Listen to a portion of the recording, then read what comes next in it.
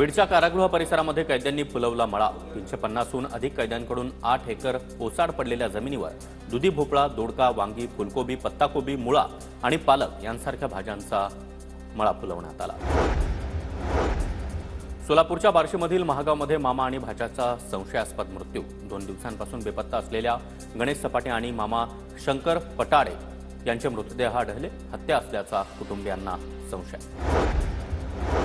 हिंगोलीच्या केंद्रा बुद्रुकमध्ये टीन शेडला आग। टीन शेडमधील मंडप डेकोरेशनचं साहित्य जळून खाक। लाखो रुपयांचं नुकसान। आगीचं कारण मात्र अस्पष्ट।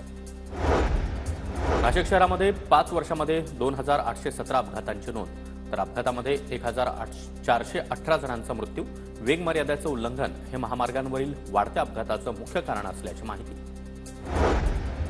अहिल्यानगरमध्ये विनापरवाना भिंतींवर आणि सार्वजनिक मालमत्तांवर पोस्टर्स, बॅनर्स लावण्याचं प्रमाण वाढलं। महापालिका आयुक्त यशवंत डांगे यांनी स्वच्छता मोहिमेदरम्यान स्वतः पोस्टर्स हटवले। शहराचं विद्रुपीकरण करणाऱ्यांवर थेट फौजदारी कारवाईचं आयुक्तांचे आदेश।